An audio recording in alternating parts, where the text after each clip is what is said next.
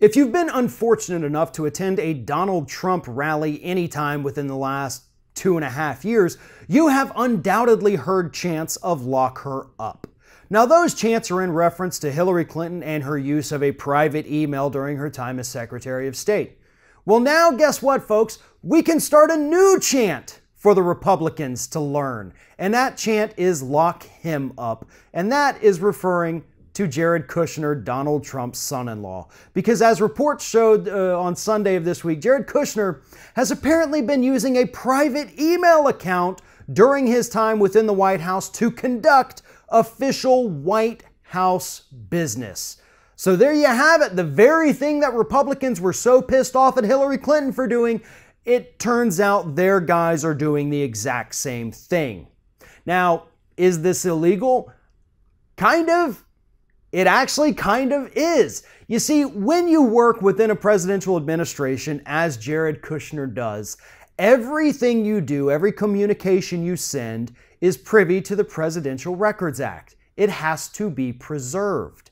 When you're conducting official business, which is what has to be preserved, on a private email account that the government does not have access to, you find yourself in violation of the Presidential Records Act unless you turn over all of that information and allow investigators to go through and clear out your entire inbox to preserve every single thing because you were stupid enough to use it for official White House business.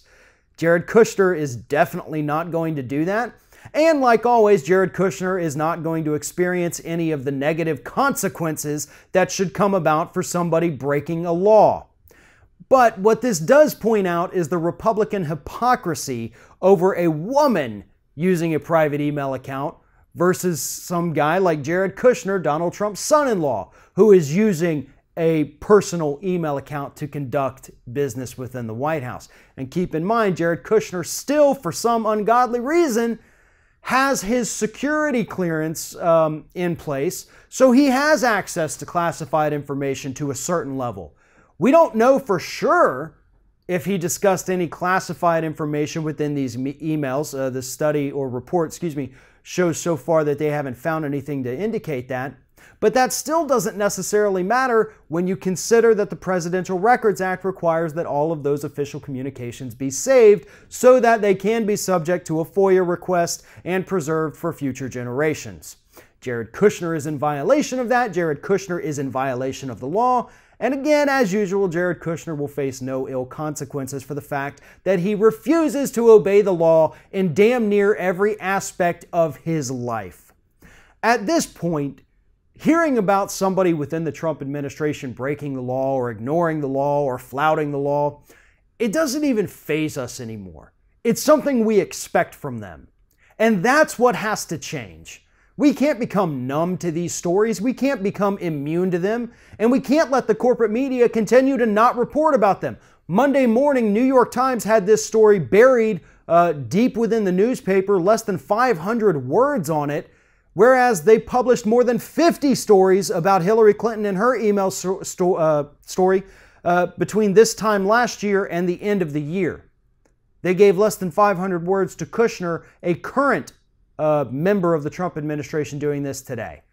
We have to demand better, not just from the corporate media, but from the White House itself. When we see that somebody breaks the law or breaks the rules or does something that could compromise U.S. security, they need to go. It's as simple as that. They need to go. And Jared Kushner is long past his prime within the White House, and it's time for this kid to spend the rest of his life behind bars. If you're thinking about subscribing to our channel, I strongly encourage you to do that. But if you're not thinking about subscribing, I would encourage you to start thinking about it, and then once you're thinking about it, actually go and do it. You can see the subscribe button right there on the screen, or if you're watching on a different platform, go to youtube.com/theringoffire.